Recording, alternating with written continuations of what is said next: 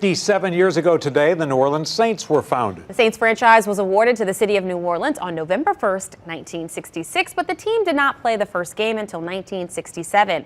The team's name derives from it being founded on All Saints Day, which is today, and from the city's deep Catholic culture. The Saints originally played in Tulane Stadium prior to moving to the Dome in 1975, and despite many hard times early on in the franchise history, the team would go on to break through in 2009, winning its one and only Super Bowl and the only professional sports championship for the state of Louisiana so far.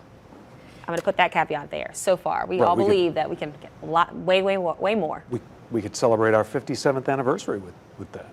That would be nice. You know, just a thought. Saints going all the way. All right. In the meantime.